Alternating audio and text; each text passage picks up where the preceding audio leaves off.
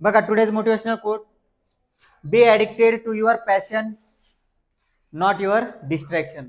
तुम्हाला काय बनायचंय काय करायचंय त्याच्याशी ॲडिक्टेड व्हा. तुम्ही तुमच्या लाईफमध्ये तुम्हाला तुमचे जे डिस्ट्रॅक्शन आहे ते बाजूला ठेवा. तुम्हाला डिस्ट्रॅक्शन म्हणजे तुमच्या मार्गात तुम्हाला ज्या काही गोष्टी तुम्हाला डिस्ट्रॅक्ट करतात, जसं की तुम्ही आता सर्वांना माहिती आहे सर्व इन्स्टा फॅमिली, तुम्ही युट्यूब शॉर्टची फॅमिली तुम्ही, ठीक आहे. युट्यूबवर जाता एखादं लेक्चर पाहिलं सर्कल आणि दुसरं सर्कल पाहून येतं त्याच्यावर. एकदा त्या शॉर्ट मध्ये घुसले चलो, बरोबर आहे. तुम्हाला कळतही नाही टाइम कसा जातो. अनुभव आहे सर्वांना या गोष्टी, ठीक आहे. तर मग आपलं जे मेन फोकस आहे त्याच्यावर फोकस राहायचं, याच्यासाठी वेळ द्यायचा. असं नाही म्हणत की या गोष्टी मग आताच जे तुमचं सोशल मीडिया आहे त्याच्यापासून तुम्ही दूर राहू शकत नाही, पण त्याला वेळ दिला पाहिजे तुम्ही, की बस अर्धा तास 15-20 मिनिट मी बघीन त्याच्यानंतर हे करेन, ठीक आहे. डिस्ट्रॅक्शन होऊ द्यायचं नाही. आपलं जे मेन चालू आहे प्रॉब्लेम सेट, त्याच्यातले आपण फक्त मेन एक्झाम्पल घेणार आहे. कारण या चॅप्टर मध्ये तुम्हाला कितीही तुम्ही जर स्टडी केला तरी तुम्हाला थोडाफार प्रॉब्लेम तर जाईलच. त्याच्यासाठी आपण फक्त मेन एक्झाम्पल घेणार आहे. 9 नंबरचं एक्झाम्पल, ठीक आहे. 7 नंबरचं घेतलं होतं आपण, आता 9 नंबरचं, ठीक आहे. नाही, जे आपल्याला घ्यायचे तेवढेच 9 नंबरचं एक्झाम्पल फक्त. आता इथं काय काय दिलेलं बघा, जे दिलेले ते लिहून घ्या. Here Q is the mid point of radius OP. बघा आता एक एक गोष्ट लिहू पहिले आपण. chord RS is parallel to line L. Line L ला ती पॅरलल आहे, ठीक आहे. याला 1 नंबर द्या. त्याच्यानंतर RS दिलेली तुम्हाला 12. RS किती दिलेली आहे? 12, ठीक आहे. आता तुम्हाला ही ओपी काय आहे? रेडियस, आणि ही काय line? Tangent. Now radius OP is perpendicular to line L. त्याला कोणता थेरम म्हणतो आपण? By tangent theorem.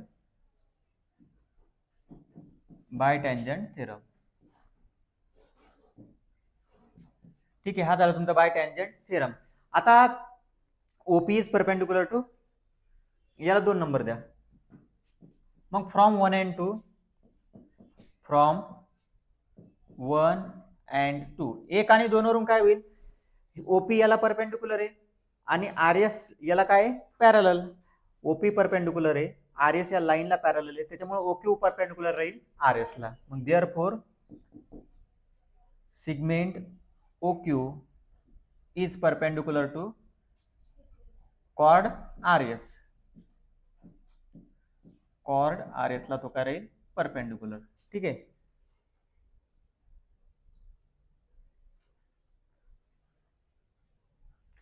chord RS ला तो राहील परपेंडिक्युलर. आता हा परपेंडिक्युलर झाला. आता perpendicular from centre to chord bisect the chord. Property माहिती तुम्हाला, काय प्रॉपर्टी असते ते लिहावं लागेल तुम्हाला, लिहून दिलेली भरपूर वेळेस. Perpendicular from centre to cord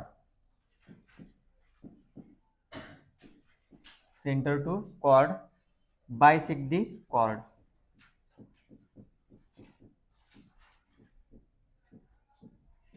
कॉर्डला काय करतो तो? बायसेक्ट, म्हणजे 2 भाग करतो. आता कॉर्डचे 2 भाग होईल म्हणजे RS चे 2 भाग होईल, म्हणजे QS काय होईल? QS is equal to 1/2 RS. RS किती आहे? 12. 1/2 किती येईल? 12, म्हणजे याचे अर्धे किती येईल? 6. QS बरोबर आले तुमचं 6. म्हणजे सरळ सरळ काय बघा, तुम्हाला काय काढणे?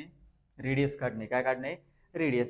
रेडियस साठी आपल्याला पायथागोरस थेरम वापरावा लागेल. कोणता थेरम? पायथागोरस. पायथागोरस थेरम साठी आपल्याला एक एक गोष्ट माहित पाहिजे, QS माहित पाहिजे, ठीक आहे. आता हे झालं, ठीक आहे. QS माहित झालं. आता दुसरी गोष्ट OQ पाहिजे आपल्याला. काय पाहिजे? OQ. आता OQ जी आहे, OQ काय आहे? ही जी OQ आहे ती परपेंडिक्युलर आहे कोणाला? कॉर्ड RS ला. म्हणजे आपण OQS मध्ये पायथागोरस थेरम वापरू शकतो. पण आपल्याला फक्त एकच माहित झाली सध्या, कोणती? QS. आपल्याला मग दुसरी OQ वगैरे जर माहित झाली तर ती कळून जाईल. मग कशी माहित करायची? काही ना काही दिलेलं असेल बघा, हे दिलेलं आहे. Q is the mid point of radius OP. Q is the midpoint of radius OP. Therefore, let OQ is equal to 1 by 2. OQ is equal to 1 by 2 OP. OP च्या काय आहे ती अर्धी. आपण म्हणू late OP is equal to R. याला काय म्हणू आपण R. रेडियस म्हणू त्याला काय म्हणू R. मग आता therefore OQ is equal to काय येईल?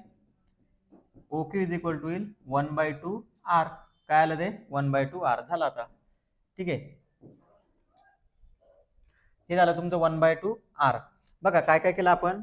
पहिले QS काढून घेतलं. आपल्याला QS वापरायचंय. OQS हा ट्रायंगल आहे OQS. त्याच्यामध्ये QS फाइंड केलं. त्याच्यानंतर OQ फाइंड केलं. आपल्याला रेडियस पाहिजे. रेडियस म्हणजे काय? सेंटर पासून सर्कलच्या एखाद्या पॉइंटला जोडणारी जी लाईन असते त्याला काय म्हणतो आपण रेडियस. O पासून S ला जोडलं तर काय झाली ती रेडियस. आता आपण रेडियस काढू शकतो. कशी? In triangle. कोणता triangle? OQS. OQS. Angle Q किती आहे? 90 डिग्री. ठीक आहे. मग बाय पायथागोरस थेरम.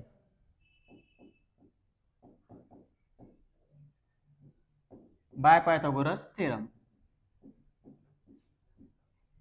सांगा काय येईल Pythagoras theorem? OS square is equal to OQ square plus QS square. OS म्हणजे काय? आपण रेडियस म्हटलेली. OP असू द्या OS असू द्या एकच आहे ना. OS म्हणा किंवा OP म्हणा. काय आहे ती? R. R चा स्क्वेअर. OQ काय आहे? 1 by 2 R. 1 by 2 R चा स्क्वेअर. आणि OQS किती काढलेली? 6. R चा स्क्वेअर R स्क्वेअर. 1 by 2 चा स्क्वेअर म्हणजे काय होईल? तो R स्क्वेअर बाय 4 होईल. काय होईल? R square by 4 plus 36. याला इकडे घेऊन या. R square minus R square upon 4 is equal to 36. काही प्रॉब्लेम इथपर्यंत? 4 न क्रॉस मल्टिप्लाय करा. 4R square minus R square upon 4 is equal to 36. काय केलं? 4 न क्रॉस मल्टिप्लाय केलं. बेस सारखा नसल्यामुळं. मग 4R square minus R square काय होईल? 3R स्क्वेअर अपॉन मध्ये 4 is equal to 36. 3R square is equal to काय होईल? 36 गुणिला 4. काय होईल? 36 गुणिला 4. ठीक आहे. मग R स्क्वेअर बरोबर काय होईल रे? याला असंच राहू द्या. 36 गुणिला 4 किती होतात? 144 अपॉन मध्ये 3. 144 अपॉन मध्ये 3. आता तुम्ही याला इथे डायरेक्ट स्क्वेअर रूट घेऊ शकता किंवा याला समोरही भाग देऊ शकता. कसं? याला जर भाग दिला कितीचा भाग देईल? 48. कितीचा भाग देईल? 48. आणि 48 मध्ये कोणता स्क्वेअर लपलेला आहे? बघा 16 न भाग जातो ना. 16 त्रिक 48. मग R क्वेश्चन टफ नाही आहे. इथे कॅल्क्युलेशन आहे तुम्हाला फक्त. R square is equal to काय येईल मग? 16 गुणिला किंवा डायरेक्ट हे करा स्क्वेअर रूटच घ्या direct. R is equal to येईल तुमचं 16 गुणिला 3 रूट मध्ये. कशामध्ये? रूट. मग R बरोबर 16चं रूट किती? 4 आणि याचं 3. रूट 3 सेंटीमीटर म्हटलं होतं का? नाही. रूट 3. मग फायनल आन्सर लिहायचं. Therefore radius of circle is 4 root 3. ठीक आहे. कसं कसं सॉल्व्ह केलं समजलं? बघून घ्या कसं कसं सॉल्व्ह केलेलं आहे. कळालं काही प्रॉब्लेम याच्यामध्ये? काय काय केलेलं आहे, कसं कसं सॉल्व्ह केलेलं आहे बघा. हे क्वेश्चन जे घेणार आहे ते मोस्ट इम्पॉर्टंट क्वेश्चन विचारलेले क्वेश्चन आहे बोर्डमध्ये. ठीक आहे. जास्त पूर्ण आपल्याला प्रॉब्लेम सेट घ्यायचा नाहीये.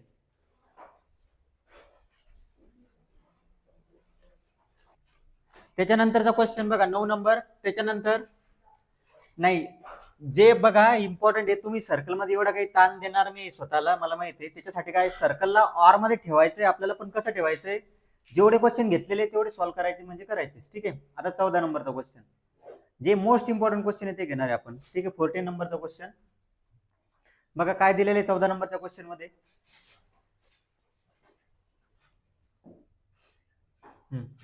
14 नंबरच्या क्वेश्चन मध्ये बघा काय O is the centre of circle. ज्या गोष्टी दिलेल्या आहेत त्या बघा. Here chord PQ is congruent to chord RS. आता तुम्हाला माहिती आहे congruent chords and corresponding arcs कसे असतात, कॉन्ग्रुएंट. मग देअरफॉर इथं तुम्हाला दिलेलं आहे आर्क RS दिलेला आहे 80. आर्क RS किती दिलेला आहे 80. आर्क RS दिलेला आहे 80. मग तुम्ही इथे लिहायचं congruent chords and corresponding arcs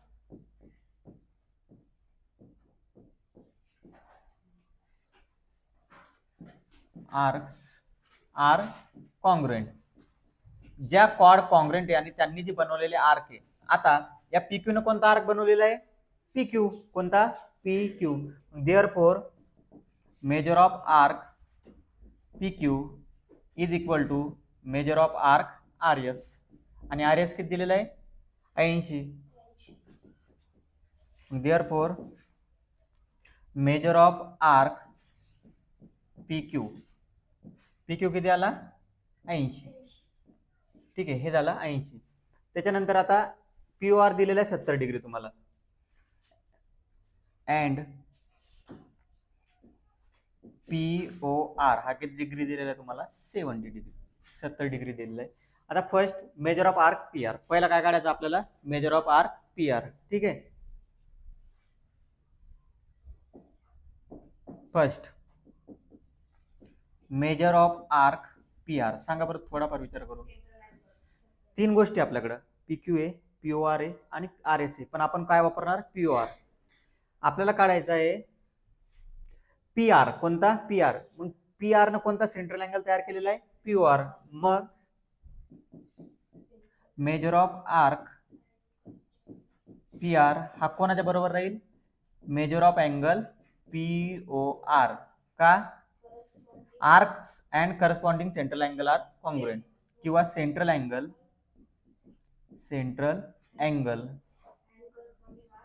and corresponding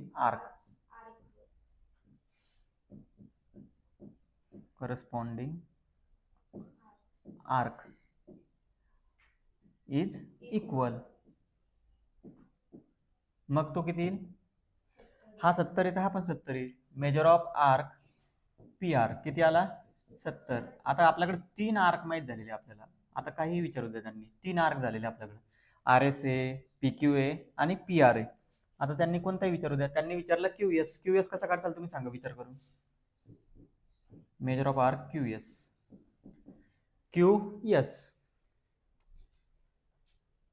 सांगा, QS कसा फाइंड करसाल. PQ माहिती आहे आपल्याला, कुठे PQ 80. हाय 80 आणि हाय 70. म्हणजे 360 मधून 3 मायनस करायचे. मेजर ऑफ आर्क QS काय राहील मग, measure of arc QS is equal to measure 360 मधून उरलेले सगळे मायनस करावे लागतील. कोणते कोणते, मेजर ऑफ आर्क RS, त्याच्यानंतर दुसरा PQ आणि तिसरा तुम्ही एका खाली एक लिहायचं PR. ठीक आहे, म्हणजे बघा आपल्याला QS जर फाइंड करायचा आहे तर आपल्याला त्याचा ऑपोजिट पूर्ण मायनस करावं लागेल. 1 2 3 मिळून किती होतात मग ती बेरीज बघा. हा 80, हा पण आहे 80 आणि हा किती आलेला आहे 70. हा सांगा, 80 80 160 आणि 70 230 म्हणजे किती 130. आला तुमचा 130. मेजर ऑफ आर्क QS आला 130. गडबड नका करू, लिहायची समजून घ्या पहिले. आणि लास्ट 3 नंबरचा QSR सांगा, विचार करून सांगा.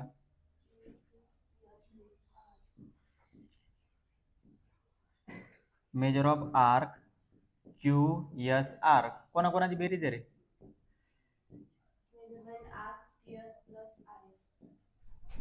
कोणाकोणाची बेरीज येतो? क्यूएस आणि एस आर ची. Arc Q S plus R S. QS आत्ताच काढला किती? 130 आणि हा 80. टोटल किती झालं सांगा रे फास्ट मध्ये? 210. ठीक आहे, हा झाला तुमचं 3. सोपं आहे, काही अवघड आहे का? फक्त एवढं समजलं पाहिजे. या लिहून. मोस्ट इम्पॉर्टंट क्वेश्चन चालू आहे आपले. एक क्वेश्चन घेऊ फक्त, बाकी नाही करायचं काही. बाकी येणार नाही असं नाही, पण त्याच्यासाठी टाइम वेस्ट नाही करायचा. त्या गोष्टीच्या टाइम मध्ये आपण दुसऱ्या गोष्टी सॉल्व्ह करणार आहे. याला आपण आता परत काय तुम्हाला मी इम्पॉर्टंट क्वेश्चनची सिरीज देईल. याच्यामधले काही क्वेश्चन समजा हुकले आपले, ठीक आहे, ते परत कव्हर करणार आपण इम्पॉर्टंट क्वेश्चन मध्ये. त्याच्यासाठी ताण नाही घ्यायचा, सध्या जेवढे झालेले तेवढं करायचं. आता बघा याच्यामध्ये आपल्याला हा क्वेश्चन खूप महत्वाचा आहे ऍक्टिव्हिटीच्या फॉर्म मधला हा. ठीक आहे, आता ईएफ कोणती साईड? ईएफ बघा इथं ही ईएफ. ठीक आहे, इज पॅरलल टू जीएच. ही जीएच बघा हिला पॅरलल येते. ईएफ कोणाला पॅरलल आहे? जीएच. आणि मग ईएफ जी हा अँगल याला इक्वल आहे. दोन पॅरलल लाईन मध्ये एक अँगल या साईडला आणि एक या साईडला, तर त्याला कोणता अँगल म्हणतो आपण? Alternate angle. मग इथं काय येईल? अल्टरनेट अँगल बाय किंवा अल्टरनेट अँगल टाका, बाय टाकायची गरज नाही.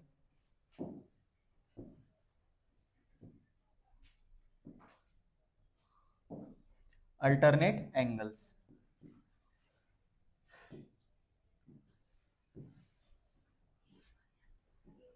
कोणते अँगल? Alternate angles. त्याच्यानंतर ईएफ जी. आता बघा पुढे दिलेले इन्स्क्राईब अँगल थेरम. मग तुम्हाला एक गोष्ट कळणं आहे की हा जो ईएफ जी आहे, कोणता? ईएफ जी. त्या ईएफ जी ला तयार करणारा आर्क कोणता आहे? ई बघा ईएफ जी याला तयार करणारा आर्क कोणता आहे? ईजी. आणि इन्स्क्राईब अँगल थेरमनुसार तो कसा असतो? अर्धा. Major of arc easy. ठीक आहे, समजलं? सेम एफजीएस ला तयार करणार सांगा तुम्ही मला कोणाच्या अर्ध येईल? एफजीएस ला तयार करणारा आर्क कोणता आहे? एफजीएच चेक करा. एफजीएच कोणता आर्क आहे? एफएच. आता मग त्याच्यामुळं तुम्ही मला सांगा ईएफजी एफजीएच सारखे, ईएफजी एफजीएच काय सारखं, मग राईट हँड साइड पण कशी सारखी. 1/2 कॅन्सल. ईजी कोणाच्या बरोबर येईल? मग एफएचच्या. म्हणजे मेजर ऑफ आर्क ईजी कोणाच्या बरोबर राहील?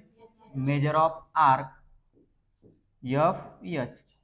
आणि तुम्हाला माहिती आहे जर आर्क इक्वल आहे तर करस्पॉन्डिंग कॉर्ड पण कशा असतात? इक्वल. ईजी ने तयार केलेली कॉर्ड कोणती आहे? ईजी. तर एफएच ने तयार केलेली कॉर्ड कोणती आहे? एफएच. मग इथं काय लिहावं लागेल तुम्हाला? Corresponding arc and chords congruent chord किंवा कॉन्ग्रुएंट आर्क. आता इथं आर्क आलेलं सुरुवातीला, मग तुम्ही काय लिहाल? Congruent arcs and corresponding chords. सुरुवातीला कोण आहे तेवढं लक्षात ठेवा. करस्पॉन्डिंग कॉर्ड्स आर इक्वल किंवा आर कॉन्ग्रुएंट टाका. ठीक आहे, आर कॉन्ग्रुएंट. खूप महत्वाचा क्वेश्चन आहे. 4च रिकाम्या जागा आहे, 2 मार्काला क्वेश्चन येईल. ठीक आहे, एकदा मार्किंग करून घ्या बुक मध्ये. आता मेन क्वेश्चन तर झालेले आहे. ठीक आहे, अजून 2 क्वेश्चन आहे ते स्टार वाले, ते आपल्याला घ्यायचे नाही, कारण घेऊनही तो काही फायदा होणार नाही तुम्हाला, कारण ऍक्च्युअल एक्झाम मध्ये तुम्ही चुकवणारच आहे त्याला. आता बर हा बघा, आता काय काही क्वेश्चन घेतलेले नाही आपण, पण तुम्हाला सॉल्व्ह करता येतील तसे क्वेश्चन सांगतो. प्रॅक्टिस करा. उद्या संडे.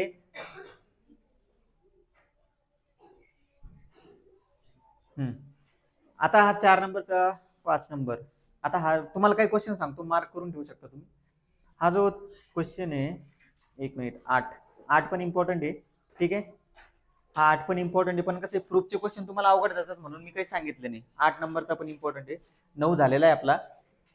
त्याच्यानंतर हा जो क्वेश्चन आहे ना, हा खूप महत्वाचा आहे, खूप म्हणजे खूप. 12 नंबरचा, 12 नंबरचा तो थेरमच म्हटलं चालतो, तुम्हाला एका प्रकारचा थेरमच येतो. ठीक आहे, याला लास्ट लिमिटला हँडल करायचं आपल्याला, म्हणजे आपल्याकडे ऑप्शनच नाही, दुसरा क्वेश्चनच जमून नाही राहिला, त्यावेळेस आपण याला घेणार आहे. ठीक आहे, आता हा 13 नंबरचा एक क्वेश्चन आहे, हे तुम्ही सांगू शकता, घरी गेल्यावर चेक करा. TAQ TSQ सोपा येतो. याचे जे आहे ना, हा 5च्या 5 येणार नाही, कोणती 2-3 क्वेश्चन येतील. ठीक आहे, आता हा जो आहे TAQ, what is the sum of TAQ आणि TSQ. बघा, TAQ आणि TSQ ची सम किती आहे? किती आहे? हा पहिला क्वेश्चन, TAQ आणि TSQ दोघांची बेरीज 180 राहणार. कोणते क्वाड्रिलेटर? सायकलिक क्वाड्रिलेटर आहे. Find the angles which are congruent to AQP. बघा, AQP जो आहे ना, तुम्हाला एक ट्रिक सांगतो त्याच्यात. AQP मध्ये आता जो बाहेरचा अँगल असतो टँजंटनं बनवलेला, कोण बनवलेला? टँजंट. हा अँगल टँजंटनं बनवलेला आहे. कोण बनवलेला आहे? टँजंटनं. ठीक आहे, तर या अँगलला तुम्हाला फाइंड करायचं आहे, तर सगळ्यात सोपं सांगतो तुम्हाला. यानं तयार केलेला अँगल बघा, हा जो अँगल तयार केलेला आहे ना, याला सारखा असतो ह्या जो AQ आहे. कोण आहे? AQ. यानं तयार केलेला ट्रँगल. AQ न तयार केलेला ट्रँगल कोणता आहे? ATQ पहिला. दुसरा कोणता आहे? ASQ. दोन ट्रँगल तयार करून राहिले. कोणता कोणता? ATQ आणि ASQ. म्हणजे याचा कॉन्ग्रुएंट अँगल हा आहे, आणि परत कोणता आहे? हा. म्हणजे तिन्ही काय येते? कॉन्ग्रुएंट. कोणते कोणते? AQP, ATQ आणि ASQ. ठीक आहे, आता याच्या उलट, याच्या उलट, याच्या उलट बघा, AQP. हा AQP आहे. कोणता? हा AQP झाला. QTS आहे. आता कोणता आहे? QTS. हा QTS आहे का नाही? बरोबर आहे. QTS तयार केलेला आहे कोण? QS न. मग QS न टँजंट सोबत कोणता अँगल तयार केलेला आहे? SQR. कोणता कोणता? SQR. आणि SQR ला परत कोणता कॉन्ग्रुएंट राहील रे? SAQ. ठीक आहे, समजलं? म्हणजे हा अँगल आहे, तर याला तुम्ही बघायचं की ही जी लाईन उरते AQ, कोणती? कॉर्ड. म्हणजे जे जिथं कॉर्ड टच झालेली टँजंटला, त्या कॉर्डवर ट्रँगल बघा कोणता बनतो. AQ वर ट्रँगल कोणता बनलेला आहे? ATQ. आणि दुसरा ट्रँगल ASQ. म्हणजे हा जो अँगल आहे त्या उरलेल्या अँगलच्या बरोबर राहील. आता यांनी उलट विचारलं होतं, इथं QTS दिलेला होता. कोणता दिलेला? QTS. QTS कोणाच्या बरोबर राहील? मग त्या कॉर्डनं तयार केलेला अँगल बघा टँजंट सोबत. QS न कोणता अँगल तयार केलेला आहे? SQR. मग हे दोन तर झालेच, परत एक तिसरा पण तयार केलेला आहे QS न. कोणता? QAS. हे झाले यांचे आन्सर. म्हणजे तिन्ही एकत्र दाखवायचे तुम्हाला, तिन्ही पण काय दाखवायचे? एकत्र. आता चौथा, TAS हा 65 डिग्री आहे. बघा, TAS जो आहे तो 65 डिग्री. कोणता? TAS हा 65 डिग्री आहे. TAS ना, सॉरी, हा TAS किती डिग्री आहे? 65. मग हा याच्या समोरचा आर्क किती राहील रे? याच्या दुप्पट, 130. किती राहील? 130. बरोबर आहे. आर्क TS किती राहील? 130. आता तुम्हाला विचारलं TQS.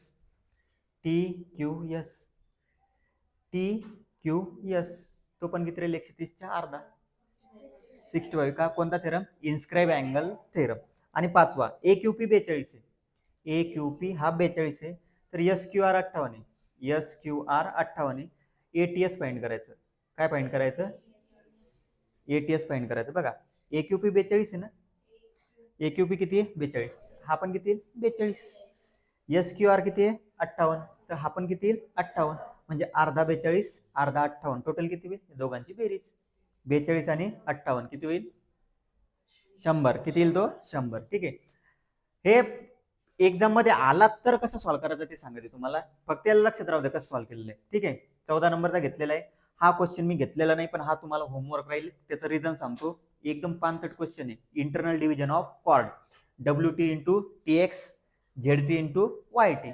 काय काय दिलेलं बघा. पहिल्या याच्यात पहिले दिलेले तुम्हाला WY दिलेले 44.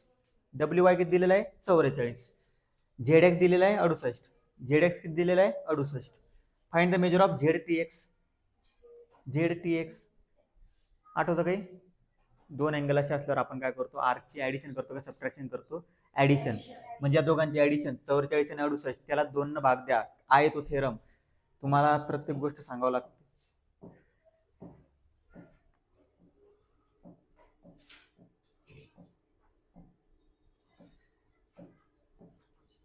आहे तो दाखवून देतो तुम्हाला, काही प्रॉब्लेम नाही, ताण नका घेऊ.